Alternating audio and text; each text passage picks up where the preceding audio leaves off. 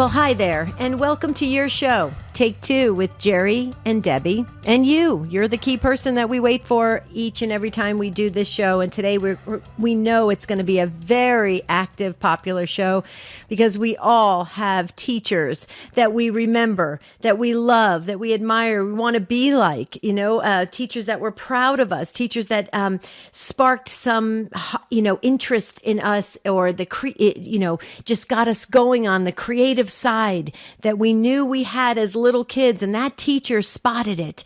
Wow. What teacher impacted you as a student? That's what we're talking about today on Take Two. Jerry, I love this show. As you can tell, you know how I feel about teachers. Teachers and nurses. Love them. 833-288-EWTN. You're welcome to start dialing right now. 833-288-3986. It could have been elementary school, grade school, middle school, high school, college, grad school. Was there a particular teacher that you had a unique connection with? Maybe somebody who really believed in you, really saw something in you, and they kind of made you, I don't want to say a special student, but they really wanted to make sure that you succeeded. Was there somebody like that? Maybe it was just out of all the great teachers that you had, one just sort of rose to the top as the one you would look to and say, I just really like this person's teaching style or how they interact with the students. So start filling those phone lines. Do you have a favorite teacher from your time in school, even if you're still in school? 833-288-3986. And Jerry, maybe there was that special teacher that really spotted that maybe you were having trouble at home. You had some dysfunction at home, and, you really got close to that teacher, and that teacher kind of just watched out for you and checked in with you to see how you were doing. That's very, very special. And I know from being a life coach for many years, over 20 years, that a lot of you mentioned your teachers when you were in elementary school that really helped you get through a difficult time at home. So maybe that's it. Or they, like Jerry said, they saw something in you that was very special. They knew you could shine. They knew you had gifts and talents, and your brain was amazing, right? And they spotted it, okay? And they didn't criticize you. They encouraged you. And you remember that, and you want to give a shout out. I remember watching an Oprah Winfrey show one time, and she mentioned the teachers that really got her to the place that when she rose to all this, fame and attention, because she's so accomplished, she credits her teachers. Many people do. So let's do that today. Let's talk about the teachers that impacted us as students. We want to share that. Maybe you could we cover the good, the bad, and the ugly. So you could also share, maybe you had a bad experience with a teacher. I know somebody who was really, really wanted, I won't even mention what they wanted to do, but they had these lifelong dreams when they were a little kid. They just wanted to go in a certain direction. And a teacher, unfortunately, said to them, you're not going to make it in that area. Let me just tell you. And so he walked away from his dreams. And that's not good. So we can talk about all angles, right, Jer? We can, yeah. And sometimes you go through school and you have one of your parents as your teacher. So talk about how that was an impact in the classroom.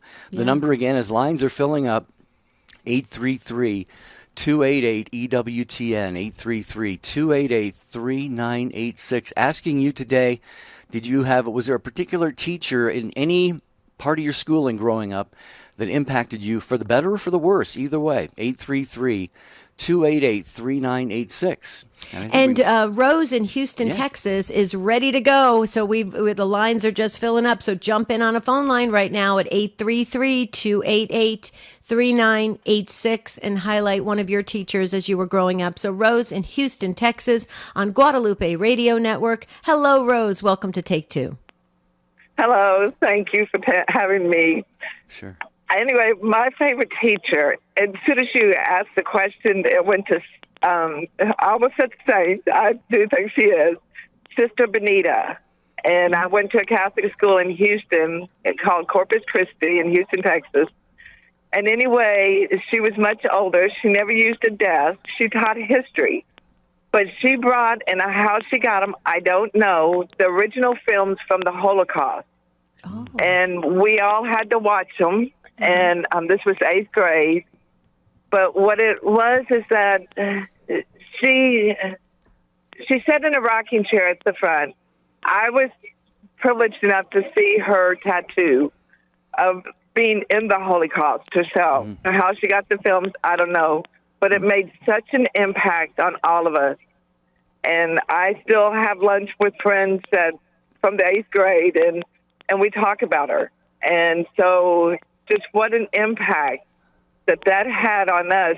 And it's not bad memories. It's to where we have to remember those people that have died and suffered. And then the man that was, oh my goodness, I can't think of his name right now. The priest that took the place of the man that had the family. Say Maximilian Kolbe. Yes. Yeah. He came to Texas, and I was able to see him. And just what an impact that had on my life. Wow. and the other students. But the movies showed us what horrifying things was going on. And we prayed and prayed and prayed for all of those people. And I think even with this war going on in Ukraine, we have to remember the people of Russia, too, that don't want any part of this and that they're losing their lives, too. And just how horrific war is. And we are so blessed here in America. We are, Rose.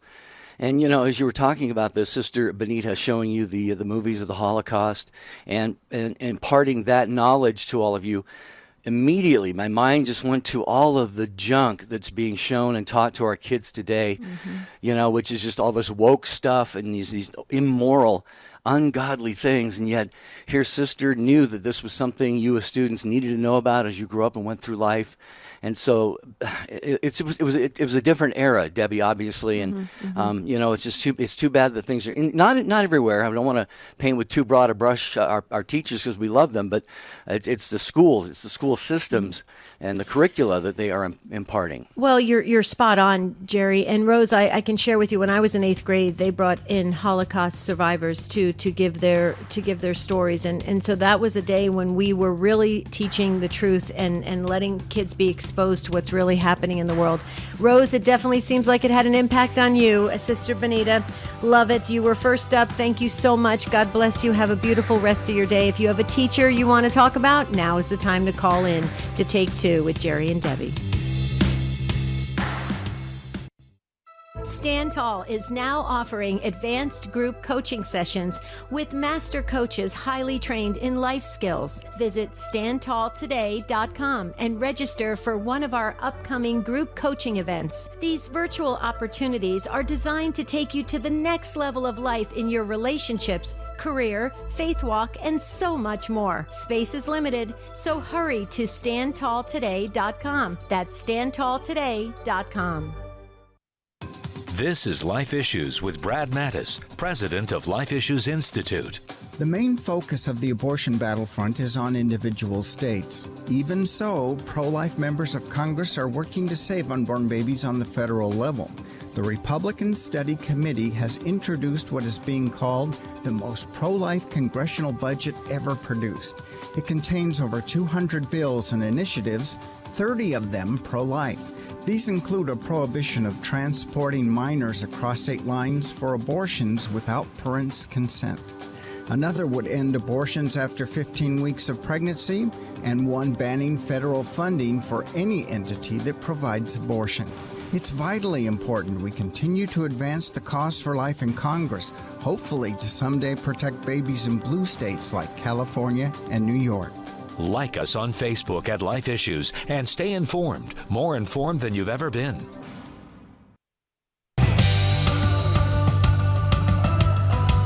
Well, we're waiting to hear from you if a teacher impacted you in a particularly good or bad way when you were going through school. We all had teachers, and we all had ones that we loved in a special way and who really hopefully saw something in us that really made them maybe push us a little bit harder, maybe give us, an opportunity when others would not. Tell us about a teacher who impacted you. 833-288-3986. And real quickly, before we go back to the phones, EWTN, as you know by now, I'm sure if you listen for any length of time, offers the Holy Sacrifice of the Mass from Our Lady of the Angels Chapel live every morning, and that is at 8 Eastern Time, right after the sunrise morning show. So if you aren't able to attend Mass on a daily basis, don't miss this EWTN Mass every morning, 8 Eastern Time, and we can send you a link to your email box every day reminding you. You just visit EWTN.com and click on subscribe, and you'll get those. Love viewing the Mass. Love, love, love it. Okay, up next is Cleveland in the great state of Maryland on Guadalupe Radio Network. Look at Guadalupe Radio Network go. That's wonderful. Hi, Cleveland. Hi, how you doing? Great. How are you? Okay, I have a teacher in mind who made a huge impact on me. I struggle with my disability, and she was a teacher, and her passion was kids with special needs. And she taught, it's an all-Catholic, a special Catholic school, but it's with children with special needs. And she was a sister. She still is a nun. I don't think she wears the habitat anymore, but she still is a sister without the habitat anymore. But she made a huge impact on me. And to this day, I mean, when I was very little, and even though they had to transfer me out of the school to a regular public school, and as the years went by, I still kept her in my thoughts.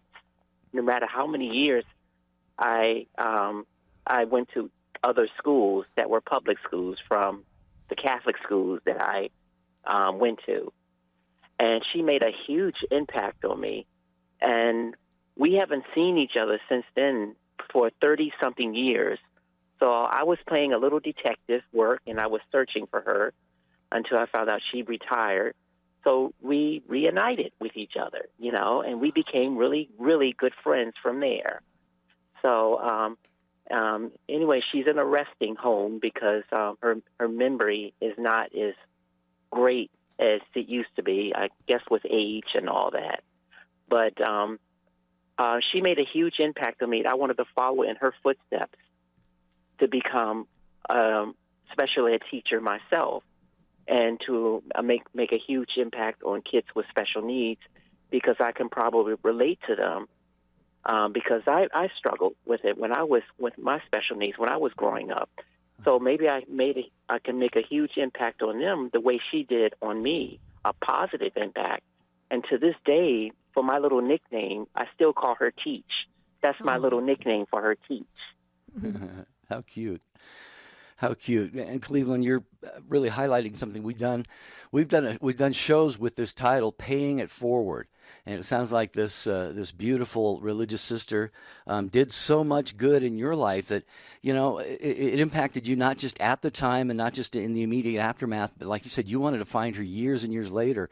And I think that's something a lot of us do. I ended up, it's been a few years now, but I looked up a couple of my old high school teachers. It had been, 38, 40 years, and just exchanged letters or a phone call or something. And I think that probably has to mean so much to them that you still remember them that much later. And it probably brings them back in their minds to the times when they were in school teaching you and thinking to themselves, well, maybe it was all worth it, Yeah.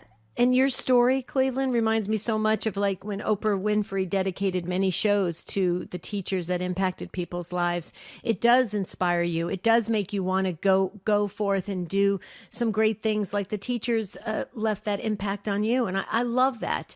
What a special individual you got to connect with. And it's wonderful that you're remembering her today. But I think it's beautiful too, as Christians, we can remember them through prayer constantly, and we'll have such an incredible merit for all of us. So that's the body of Christ. I love it. Any other words you wanted to share with us? Well, I didn't, like I said, I wanted to, but other things got in the way. So but she's still my favorite. And also, she's one of the founders for. I don't know if you're familiar with it. It's called Faith and Light, and Faith and Light is Catholic. It's sponsored by that's part of the Catholic Church. but it's a faith and light for people with disabilities. But it's called www.faithandlight.org. But it was founded by a French couple in France, originally in 1971. So she's one of the founders of Faith and Light here in Washington, D.C. in 1985. And I got involved because I heard it through her when we reunited with one another. So since I did not become a special ed teacher, at least I can be a role model because I can relate to people with disability because I struggle with my disability. Exactly. That's what I meant. You're continuing on. Even talking about it today is continuing on what she started. So, yeah, beautiful. Beautiful. I've never heard of that organization. Have you, Jerry? I have not, but I just looked it up. I think I found the right one, and it looks like they have, they're established in many, many different countries right now. So what a great legacy. Cleveland, thank you for sharing this great memory of your favorite teacher with us. Teach. You called her Teach. Teach. And I think that's love that. Teach. Very endearing. Very endearing. Yeah. But just, I know we get inspired by these teachers and we want to go out and do great things and they're like obstacles do come our way, and we get that. But just even talking about it, when you talk about something, you keep that alive. And that's beautiful. And that's what we're trying to do here with the great discussions we have on Take Two. So let's hear what Arlene has to say in Rochester, New York, Jerry. And she's listening on the Station of the Cross. Hi, Arlene. Hi. How are you? I'm okay. Good. So tell us about the teacher. Okay, I was a sophomore in high school doing average work, and I was in health class, and the teacher basically challenged the next person that gets 100 on the next test is going to get the day off. So I raised my hand, and I said, well, what about me, Mr. Simon? I'll give the week off. Well, when he did that, and everybody laughed, it challenged me, and I pulled a 97 on that test. Wow. And everybody was amazed, and from that point on, I had 97, 97, 97. Wow. But it also got me moving to other subjects, because if I can do it in this one, I can do it in the other one. So that subject, the grade went up. The other subject, the grade went up. And it just went all over, and it gave me more than confidence in that class, but it affected my whole confidence in the rest of my schooling. And years later, I wrote to him, and it was very nice. He said, I think you're giving credit to the wrong person. And I thought, how modest of him. But he'll never realize what an impact it made with the whole schooling and my self-confidence. Mm-hmm. Wow. Amazing. Yeah. I'm sitting here thinking, you know what? That could have gone in many different directions. And instead it catapulted you into being a really great student with high grades. I love that. And to think that that's the key about teachers, Jerry. They just do what they do best and naturally with their skills, right? As teachers, they're not thinking of really maybe the outcome, or they're not thinking of having you come back and say thank you 10 years later. They're just saying it like it is. That's the beauty of the teachers we encounter. I love this story. Yeah, it's funny you'd say that because I literally had just typed the note, and here it is verbatim. Usually the ones who don't seek attention. Teachers, they don't do what they do, like you said, thinking, well, somewhere down the road, some of my students are going to write to me or call me or want to stay in touch or thank me profusely or whatever. Like you always say, Debbie, we love our teachers and first responders and people like that, and they do what they do very selflessly, and it just never is with a view toward what, they ultimately at some point down the road might get out of it. But Arlene, I have a quick question for you. What did your parents think about your educational academic turnaround? Did you explain that to them, and how did they feel about that? No, it's just, okay, that's great. Oh, good. That's a good grade. Yeah. They just thought you got your act together. Right. Yeah. Good. I love it. But you know what I love? I love that it was a male teacher, right? I think I caught that, Arlene. Correct, yeah. Yeah, I love that he instilled that confidence in you, because we work in life coaching ministry, and we deal with a lot of young folks that they don't have that confidence. They don't have that. Nobody's there from an adult figure telling them that they can do it. And so he really challenged you. You took on the challenge, and then you went way above it. I love it. Great story, Arlene. How did I know, sitting in that class that day, what was going to happen? Yeah. Yeah, right. And it right. probably changed other areas of your life as well. Like when you were doing other things, trying something new, you tapped into that confidence level, right? Correct. Mm-hmm. Teachers don't realize the importance they have in a child's life, because they have so many of them. Right. But they are, I believe, a true calling. Teaching is a calling. Mm-hmm. I totally agree. Well, when you think Completely. about it, we always say, and it's a true saying, the parents are the first educators of their kids, but nobody after the parents has more of an impact on kids when it comes to their, intellectual formation and even human and personal and moral formation than teachers do. So thanks, Arlene, for sharing that with us. Appreciate that today. 833-288-3986. Tell us of a teacher who had a special impact on you, any stage of your education. It could be, I could share some stories of teachers who had a negative impact on me. Me too. Many, many more who had positive impacts. But so it could be any kind of an impact that a teacher had on you. 833-288-3986. Okay, let's hear what Alex has to say. A first-time listener and caller from Tallahassee, Florida, again on Guadalupe Radio Network. Hi, Alex. Hi, how are you doing? Great. How are you? I'm doing really well. I've been blessed to have so many great teachers throughout my years, all throughout my formative education, even through college. I had so many professors and teachers that made a great impact on me. Call and share about my AP U.S. history teacher. Is when I was a junior in high school. His name was Mr. Cavern. He was a Gulf War vet. God bless him. And I think him being a veteran helped share with such a passion of his experience and how it formed his teaching ability, and it just gave him such a passion for teaching. But he was just a great teacher. Yeah, you were breaking up just a bit, Alex. We did want to get his name because we have a prayer book that we write the names of people living or deceased in our prayer book, and the whole Take Two family around the world prays for them. So if you can repeat the U.S. history teacher's name again for us. Mr. Cavern. Cavern? Okay.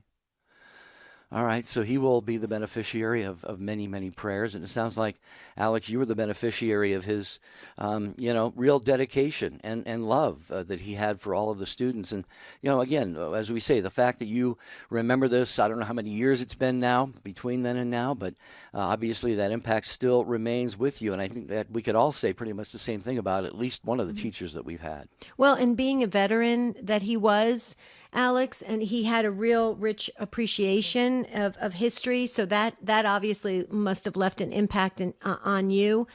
So I just have to ask you a quick question before we go to break.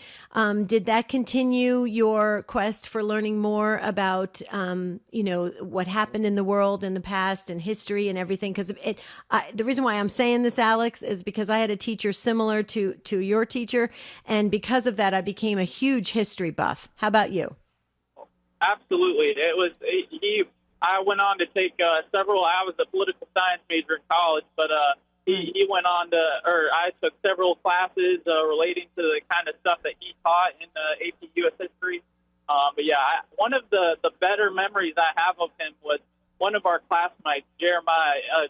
He was a good kid, but we lived in Jacksonville. This was in Jacksonville, Florida. So it's during the South. It was before kind of any sort of acceptance came about for it. But he was having struggles with his sexuality, and he was struggling to come out as gay. And the teacher, he was the one he actually told, and he welcomed him and said, "Hey, everyone will still love you, and you're still a great person, and you're just going to be loved by everyone." And he ended up being able to come out as gay after that, and everyone still treated him the same, and it was a great thing.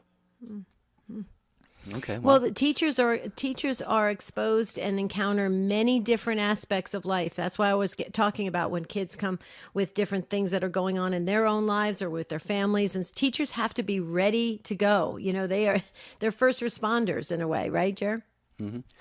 they are. Alex, thank you very much for the call. First-time listener, it says up on our board here, so keep listening there in Tallahassee and feel free to Yes. join us anytime here on the program. Thanks, Alex. 833-288 3986 833-288-3986. And I think we have to just make the quick comment that obviously in a Catholic environment, and hopefully in any environment, someone who's trying to discover their sexuality and maybe come out as gay or something, the teachers, I think, have an obligation to help them really try to understand who they are, made in the image and likeness of God. Catechize properly, yes. Yeah, catechize properly, and really try and get the resources that somebody like that needs. Absolutely, going yeah. forward.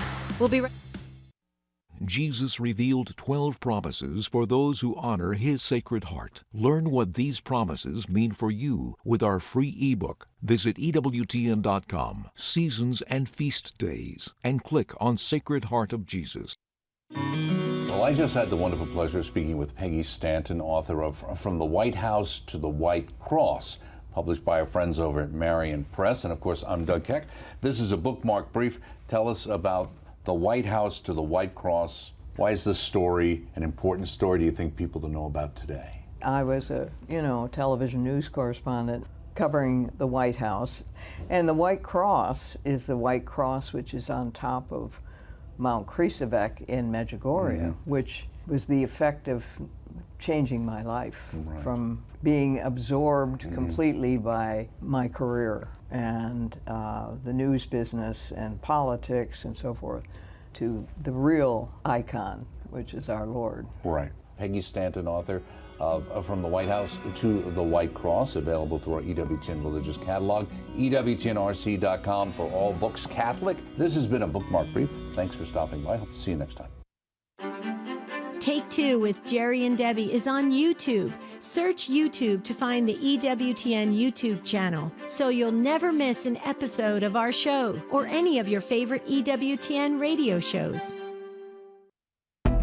This is Owen Jensen, EWTN News Nightly White House correspondent. This is Raymond Arroyo, host of The World Over. Get trusted Catholic news every day on EWTN radio and television. Hi, this is Janet Williams. We embrace the essence of feminine spirituality on Women of Grace tomorrow at 11 a.m. Eastern here on EWTN Radio. Now, back to Take Two with Jerry and Debbie. We continue along on this Monday of Take Two with Jerry and Debbie on EWTN. Tomorrow, urgent prayer requests, so be getting your prayer intentions ready. And we're going to go back to the calls after we congratulate a longtime member of the EWTN radio family. It's Wilmington Catholic Radio, celebrating their 19th year with us. They serve the greater Wilmington, North Carolina area with 3 stations. So we want to congratulate Bill Hamilton and his team at Wilmington Catholic Radio from all of us at EWTN. Nice. Okay, Esperanza is up next in Georgia, listening on Alexa. Welcome to Take Two. Hi, good afternoon. I apologize for my voice. I'm just getting over COVID. My teacher, okay, first of all, being a teacher is a vocation, not a profession. Mm-hmm. You have to have that vocation. My favorite teacher happened to be my mom. She was a teacher too. And she taught us how to everything in life, read, math, how to write, but that special love for God, even though after many years of she passing, we always keep her in our special place because she taught us that special love for God. Beautiful. Esperanza, was she like at the school you went to? She was a teacher, or are you talking about just in the home? It sounds like a lot of it was spiritual formation that she imparted to you, but was she also a teacher in one of your schools? Back there in my country, yeah, she was a teacher. She was a first grade teacher. Oh, beautiful. Wow. And that's, again, I'm sure you got, hopefully, I have to believe you got a lot of good religious education and spiritual formation in the home. But, if she was able to also be a teacher of your intellect and help you grow in your knowledge just of things of the world and things that we need to know to live a productive life. That's kind of a 2-for-1 that you got there from your mom. Oh, yeah. Oh, yeah, you got the best. Esperanza, I need to ask you, because we did bring the prayer book out, and you said your mother has gone on to meet the Lord. Do you want to give us her first name? And the second part of that is, did other students come back? I'm curious. Did they ever come back and thank your mom for being such a special woman and teacher? Yes, her name is Berta. Berta, got it. Okay. And oh yeah, everybody back then used to call her Señorita Berta. That's the way they addressed the teachers back then, and a lot of people. Oh, that must have made you feel proud of your mom. Oh yeah, oh yeah. A lot of people recognize her when she stopped teaching, and she was around, and I can tell she did impact a lot of people's lives. Yeah, and what you said at the beginning of the call was very important, and I think it just calls for us to revisit that. When people have something deep in their soul that they want to be when they grow up, it is a calling, it is a vocation. I believe that is true with teachers. I believe that's true with doctors and nurses. Because these are professions, these are occupations that really require you to really give of yourself fully. You have to really be connected. You can't just kind of zone out and do your work and pretend like nothing exists. You have to really invest yourself. And I agree with you, Esperanza. I think that, when teachers say that they were little kids and they always wanted to be a teacher when they grew up, and then they become a teacher and they're one of these great teachers that get all these awards and stuff. It to me, it's just God, showering them with abundant gifts, and they're using their gifts. Right, Jer? Yeah, absolutely. Esperanza, beautiful phone call, and we're gonna pray that you continue to get completely well and recovered from the COVID. Yes. So thank you for taking the time, especially as, like you said, you're kind of coming off of that right now. So you took the time to be part of this broadcast. That is very special and meaningful to us. So thank you, Esperanza. We appreciate that. Number is 833-288-3986. Was there a teacher, maybe a coach, somebody in school who really impacted your life, hopefully for the better? It could be for maybe not the better. We'd love to hear either way. Just kind of having a good conversation about this, learning a lot, reminiscing a lot. It's bringing back tons of memories. In fact, let's go to Jack. I want to hear your favorite teacher, Debbie, but Jack's been holding quite a while. Absolutely. So right after Jack, we'll hear that. Jack is in Alpharetta, Georgia, listening on The Quest. Hi, Jack. Hey, Jerry and Debbie, how are you guys doing? Doing all right. How are you, Jack? Good. Yeah, I wanted to call in because I have, first of all, it's kind of a different take, not a take two, but a different take on reminiscing about teachers. But it was a recent unplanned reunion. I've lived in Georgia, in Metro Atlanta, since the early 80s. And but last month, June of this year, was actually the 50th anniversary of my graduating class on Staten Island, New York, from St. Anne's School. So you can do the math. So a couple of years ago, my wife and I went back to Staten Island for a milestone birthday, and we were going to try to meet up with as many old classmates from St. Anne's and from Monsignor Farrell and St. John's University as we could. And we went to Mass, and we went in a little early on Saturday afternoon, and a rosary was underway. So we popped down, quickly. And I looked up, and the priest leading the rosary looked familiar. And he wasn't associated with the parish. It looked like a guy that I went to high school with, who was a year ahead of me, became a priest, eventually became Monsignor and and principal of our high school. So I'd seen photographs of him, fairly recently, but I still wasn't sure. So when the rosary was over, I leaned over to the lady next to me, and I said, "Excuse me, is that Monsignor Whalen?" And she said, "Yes, it is." She goes, "Are you John?" I was baptized John. I go, "Yes." She goes, "I'm Mrs. Kangro, your third grade teacher." Oh. Oh my goodness. how random is that, and how cool is that? So we had a chance to chat with her a little bit, and the best part was that night when we were all gathering at a pizza place, she came. She came, and several of my other classmates were there, and we got to take a picture, and and all of that kind of stuff. But we were her second class, as third graders, and so she was very young, and she told me that if we were her first class, there wouldn't have been a second class. But this is also back in the days when we had 56 kids in that class. It was 33 boys and 23 girls. And so you've got, young teachers and we had some nuns and a couple of priests, and, they had their hands full walking in the door because these classes were enormous. Yeah. But anyway, and now we've stayed in touch, and the reason I wanted to tell the story was I love telling it to educators that, just illustrates that, we never forget you guys, as the teachers, and apparently they don't forget us either. Well, I just think that's precious. After all these years, she turns to you and says, "Are you John?" I mean, is that beautiful?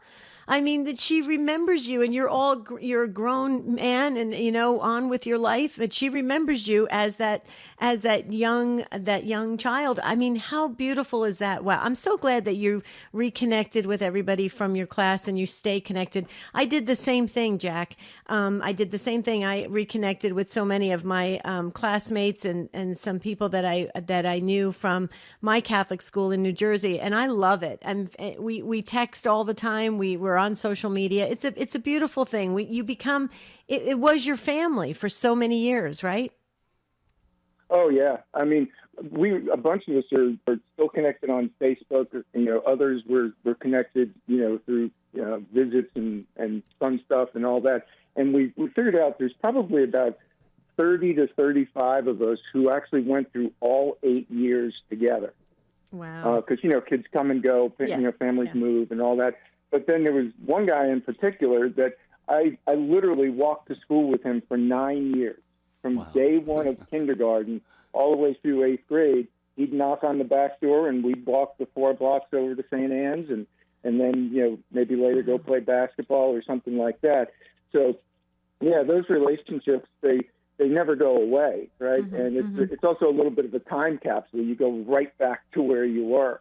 I remember one of the girls in our class, she sent me a note on Facebook and she said, "Hey, did you know so-and-so had passed away? I didn't, I know you really weren't buddies. You weren't part of his crowd." And I go, "How did you know I wasn't buddies with him?" But yeah, we did all know each other, So, wow. Well, and Jack, I just want to tell you, since you went to St. Anne's, you know that the feast day of St. Anne and St. Joachim is coming up July 26th. So I'm sure when you were in school, you always made it, well, you were probably out for summer, so you probably never got to celebrate it. So now you can celebrate it July 26th, always remembering the school you went to, St. Anne's. Okay? I will. And Very thanks, cool. Thanks for this topic today. It's great to reminisce. Yeah, thank you, Jack. I love walking down memory lane. Love it. Yeah, and Jack used a word that actually I just typed myself some notes here. He used the word relationships, and this is really about relationships. Even in the cases that we're talking about here, we're hearing so many stories of really outstanding, beautiful, lasting intergenerational relationships between teachers and students. And this is what it's all about. Obviously, it's been a long time since I've been in school, but I would hope that these kinds of things continue to happen, that students going through schools now would develop these relationships that would last, stand the test of time.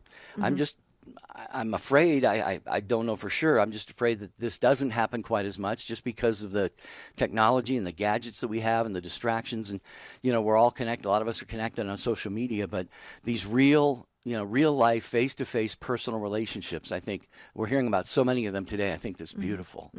Absolutely. Okay, can I share my story real quick before we get to Irma? Irma, hang on. You want to hear this story too. I told it a couple years ago. We were talking about with Jack that it's beautiful to think of the wonderful teachers that impacted us and going down memory lane. Mine's has a sad ending to it. When I was in elementary school, I literally fell in love so much. I wanted to be like her when I grew up. I was very young, third, fourth grade, beautiful young teacher. I just loved everything about her. She was just pleasant and friendly and loving and caring. And I went to Catholic school, and she was just wonderful. The nuns were great too, although the nuns were very strict. She was very, very loving, and you just laughed with her. And I just loved her. I wanted her to be my mom. No, I loved my mom, but you know what I mean. Okay.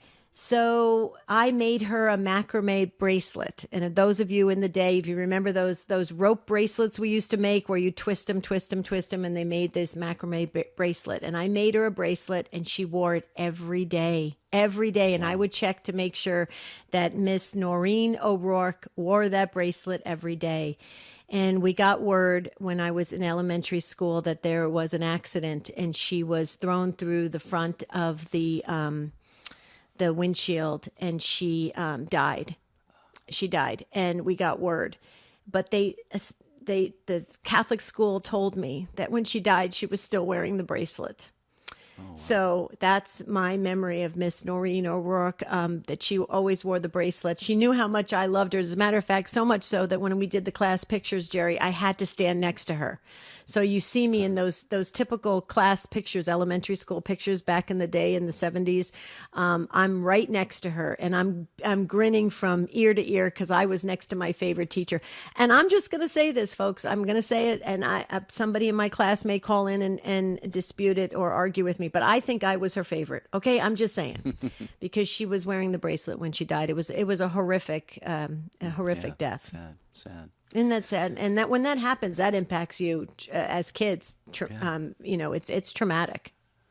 Well, there, Take Two family, there's another deceased soul for us to remember in prayer, Debbie's favorite teacher. So let's be sure that we keep her lifted up.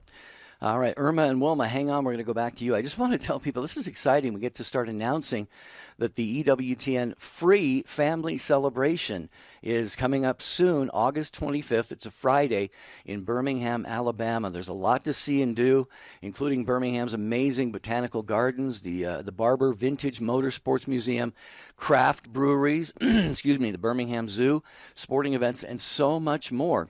So go to EWTN.com/family celebration to find out more and register for this year's event. Okay, we'll go to Irma now in Houston, Texas, listening on, wouldn't you know it, Guadalupe Radio Network. Hi, Irma. Hi. My fifth grade teacher is the first male teacher I ever had.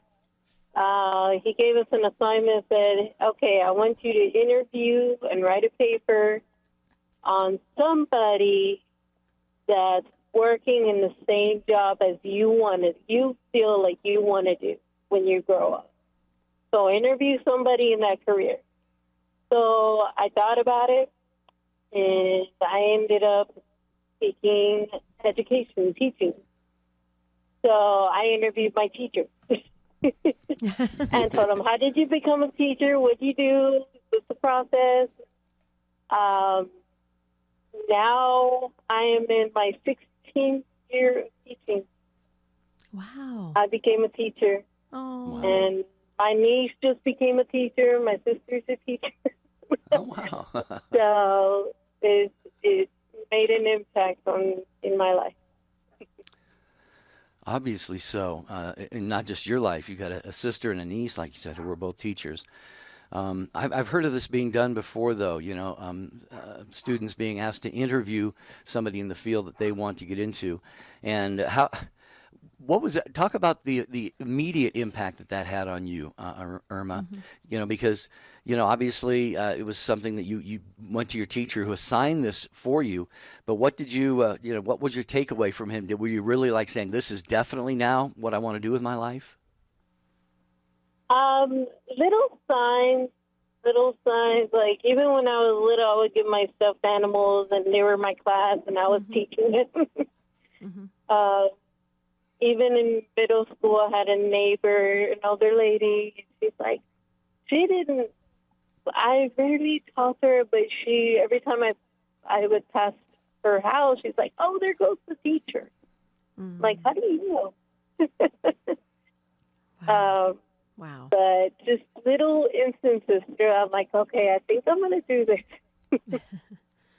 What an incredible story. Wow. Amazing. Thank you so much for sharing it with us today. We love our teachers. Love, love, love our teachers. They're amazing. They leave such a lasting impact on people. Yeah. Thank you, Irma. Thank you so very much. Mary Beth weighed in, and she just she said to me she wanted to affirm that I was probably I was the favorite of my teacher, Miss Noreen O'Rourke. So thank you, Mary Beth. But it just hit me really hard, Jerry, in the heart. I realized why I loved her so much, because she brought peace. I had a very tension-filled home life, and she brought peace. She used to smile, and she was happy, and she was calm, and that's why I love. See, is it interesting? It just hit me just now, right as we were talking about this. Teachers do leave an impact. So, Jerry, let's hear what Wilma has to say in Nova Scotia, on Sirius XM 130. By the way, I love Nova Scotia. My mother always wanted to move there. Wilma, you're in a blessed part of the world. Hello, Wilma. Are you there, Wilma? You've been holding for a while now, very patiently. Maybe we can have Matt check in on Wilma there in Nova Scotia. Okay. Have you ever been to Nova Scotia? My mother always wanted to move there. I don't know if I've been parts of Eastern Canada, but I don't know if I've been to Nova Scotia. It's so beautiful. You said something a minute ago, which I really latched onto when you were saying that, and that is teachers, they sometimes have this intuition or almost a sixth sense, that they can tell, if something that somebody's hurting. Yeah. They can kind of fill in sometimes what is missing at home. And obviously that's not in any ultimate sense, kids are still going to be formed primarily by their parents, their siblings, what goes on in the home. But just the way that you shared that, Debbie, it just reminded me of that. And I look back now on my life, and I would have to say one of my favorite teachers, most impactful, was my first 2 years in high school, my football coach.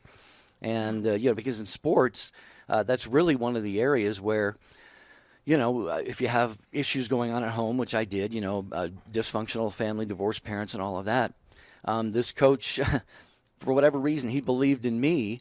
I was like a 5'6", 110-pound freshman, and he put me at the position of center. And my first 2 years, I only got to hike the ball on punts. That's where the punter is back there about 15 yards.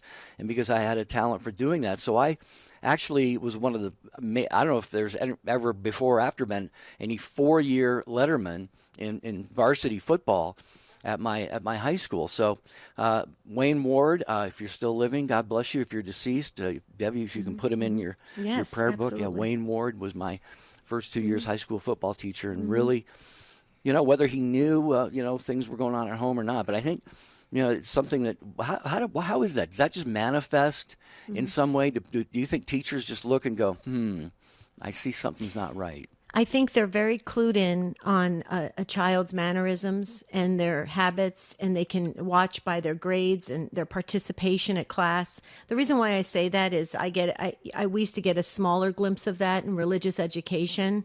You could pick up on kids that were struggling a little bit at home, or there was bullying or something going on. And that kind of leads me into this next we have a few minutes before we close this wonderful broadcast highlighting our teachers, our great teachers. Wow, you guys are awesome. I've always said this. I think you're going to get a high place in heaven. That's my personal opinion. I just think you're in a very special place in heaven.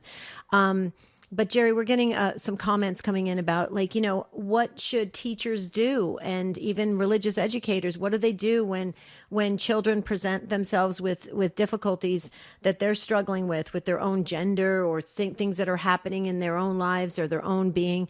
What do you do? Well, in religious education, we tell all the catechists this. I did catechist training for many years. You teach what the church teaches. Okay, you leave your emotion out of it. You leave your own personal thoughts out of it. You represent the Catholic Church and teach from the catechism, and you do it in a very loving but very precise way. But you don't compromise. If you compromise just because you happen to love that personality right in front of you, that little child, then you're going to not present the 100% truth to them. They're ultimately going to make their own decisions. Everybody has free will, and our good Lord respects that free will. But give people the truth and let them make whatever decision they're going to make. But you got to give them the truth based on the Catholic Church, especially if you're representing the Catholic Church in a religious education setting or in a Catholic school. Mm-hmm, for sure. All right, Wilma is back from Nova Scotia, so we will go to her next. Wilma, listening to us on Sirius XM 130. Thanks for calling back in, Wilma. Hi, dear. Hi. Hi. I'm sorry, we've got disconnected there. Well, it's good to have you back. Thank you. I'm calling in regard to a gentleman a few calls back.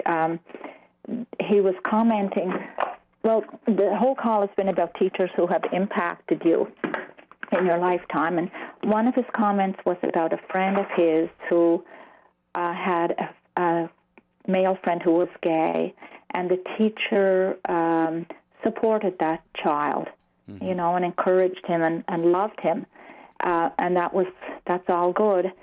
And at the end, you made a comment about proper catechesis would be needed, and I was just wondering if you could elaborate on that a little bit.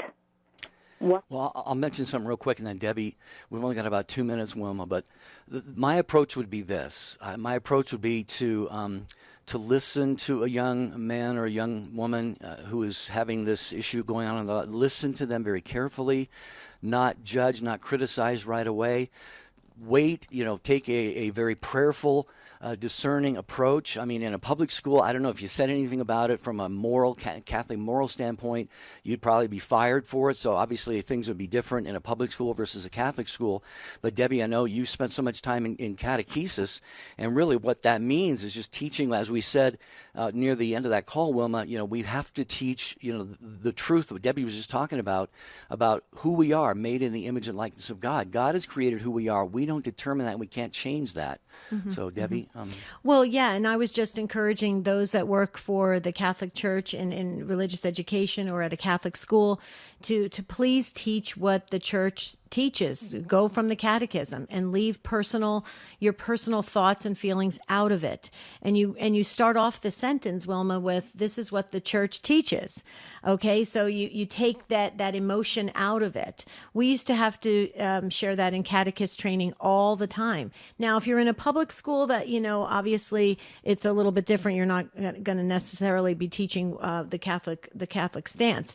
However, I would encourage people to just emphasize that these children really need to seek out truth. They need to seek out truth. They need to do their homework. They need to really, it's not just about somebody coming out and saying, oh, that's great, now let's move on with life. There's a lot of elements that go around it. There's a mental health aspect of some people that are struggling at home. There's abuse situations. There's all sorts of things happening. So people just need to get proper care around them, and I think that's all part of even the complex catechesis that needs to happen. So Wilma, I don't know if we answered that properly in the 2 minutes we had, but like I said earlier, you live in a beautiful part of the world, Nova Scotia, absolutely gorgeous. So Wilma, thank you so much. If you wanted to continue or ask any more questions, you can always email us at take2@ewtn.com.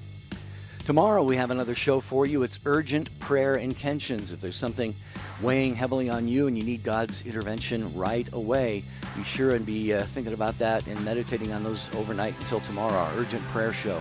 Until then, thanks to the show team, thanks affiliates for carrying the show. Have a beautiful and blessed day. St. Joseph, please pray for us. The most original Catholic content is on EWTN Radio. Next time on EWTN.